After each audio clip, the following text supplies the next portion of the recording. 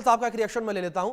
बंसल जी, जिस तरीके से ये तस्वीरें निकलकर सामने आई हैं, हर किसी को इन तस्वीरों ने हैरान करके रख दिया है कि आम नागरिकों को जबरदस्ती उनके घरों से बाहर निकाला जा रहा है और उनके हाथ में हथियार थमा दिए जा रहे हैं। ये स्थितियां क्या बयां करती हैं? देखिए, ये बहुत गलत हो रहा है। जी। वैसे भी जो जवानों को आप जबरदस्ती ट्रेनिंग दे रहे हैं वो क्या लड़ेंगे? एक तो हम अधूरे मन से वो ट्रेनिंग लेंगे, वो तो एक तरह से उनको ट्रेनिंग दे करके जी। जब तक दिल में जज्बा ना हो तब तक कोई सैनिक नहीं लड़ सकता। और जबरदस्ती किसी सैनिक को नहीं लड़ा जा सकता, वो युद्ध के बिल्कुल। मैदान से भाग जाएगा।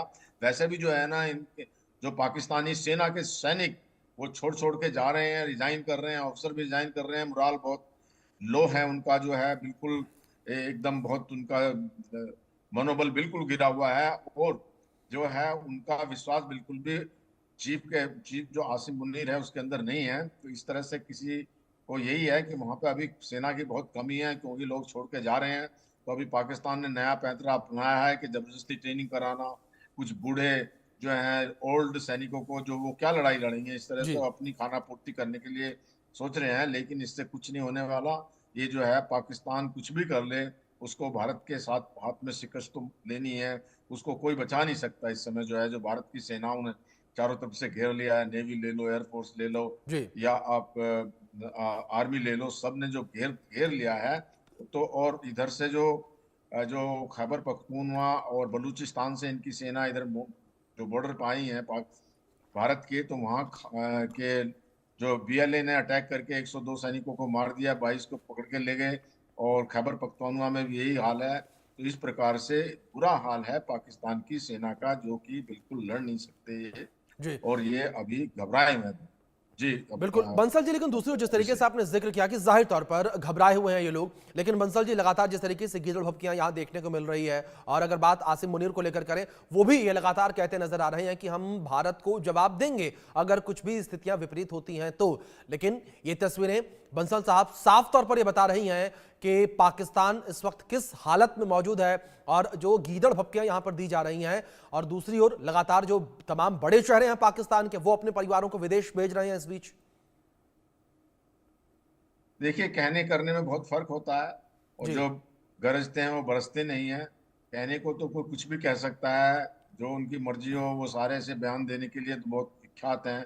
जो पाकिस्तान के पत्रकार हैं, एक मिनिस्टर भी आए हुए थे, शायद आप ही के चैनल पे थे, कहाँ थे वो, बड़ी बड़ी बातें कर रहे थे, सारा झूठ बोल रहे थे कि जी 71 की लड़ाई भी हम ही जीते थे और 65 में भी आपको हराया। तो इस तरह से पाकिस्तान की फितरत है। और जो एक झूठी बात फैलाने की, गीदड़ धमकी देने की। तो इस तरह से, जैसे आपने बिल्कुल ठीक कहा, कि डर का माहौल इतना है कि जो फौज है और जो फौज के जनरल हैं, सीनियर ऑफिसर हैं, और chief of army staff Asif Munir है, उन्होंने अपनी जो परिवार को बाहर भेज दिया गया है, लंदन भेज दिया, न्यू जर्सी भेज दिया, ये किसी से छुपावा नहीं। तो जब एक अफरा तफरी और डर का माहौल है, और ये यही होगा कि जब मार पड़ेगी तो हो सकता है जनरल मुनीर भी छोड़ के भाग जाएगा। और तो ये वहां पे जो है अपना सिर्फ ये जो वो क्या कहते हैं, बातों से ही अपना लड़ाई जो वॉर जो बातों में वार की बात करते हैं। लेकिन इनके पास में कोई ना प्लानिंग है, ना कोई इक्विपमेंट है। इनके इक्विपमेंट सारे चाइनीज हैं। आधे से ज्यादा इनके एयरक्राफ्ट खराब हैं, टैंक बहुत पुराने हैं, नेवी इनकी बहुत कमजोर है। इनके पास कोई ना एयरक्राफ्ट कैरियर है, जबकि हमारे पास दो हैं, ना इनके पास कोई डेस्ट्रॉयर है, जबकि हमारे पास तीन है। तो इस तरह से देखते हुए एक बहुत हड़बड़ाहट, घबराहट और पैनिक का माहौल है कि इनके जो मिनिस्टर हैं वो रात को जो जी। है एक कॉन्फ्रेंस करते हैं और उस समय ये बताते हैं। और जब धीरे धीरे अब ये भी होने लगा है कि ऐसी स्थिति को देखते हुए आर्मी ने तख्ता पलट की भी तैयारी कर ली है। जी। जो अभी जनरल आसिम मलिक हैं, उनको एनएसए बना दिया है, जबकि उसमें रिटायर आदमी होता है। और अब कोई भी प्रेस कॉन्फ्रेंस होती है तो एक आर्मी का अफसर होता है और वो चिट देता रहता है पाकिस्तान के जो मिनिस्टर को। जी। वो उतना ही बोल सकते हैं जितना उनको कहा जाता है। तो जी। पाकिस्तान के हालात बहुत खराब हैं और बहुत जल्दी ये बिल्कुल एकदम टुकड़ों में बढ़ जाएगा। और जो इतने आतंकी हैं, और अब की बार भारतीय सेना ने तो ये पूरा मन बना लिया है कि जो पालने पोसने वाली आईएसआई और पाकिस्तान की सेना है उसकी कमर तोड़ के रखी जाएगी, जी। जिससे कि आगे से कोई आतंकवादी ना हो। और इस बार हमने पीओके को भी ले लेना है। जी जी। अभिषेक। बंसल साहब, लेकिन जिस तरीके से आपने डर का जिक्र किया, क्या यही वो डर है जिस डर की वजह से पाकिस्तानी जो मंत्री हैं, जो बड़े चेहरे हैं, उनके जबान पर अब सच आ रहा है। अगर ख्वाजा आसिफ जो कि डिफेंस मिनिस्टर हैं पाकिस्तान के, उनके कबूलनामे को लेकर मैं जिक्र करूं, उन्होंने भी कबूल किया कि हाँ, पाकिस्तान के अंदर आतंकवाद है और पिछले 3 दशक से पाकिस्तान के अंदर आतंकवाद फल फूल रहा है और पाकिस्तान इससे ग्रसित भी है।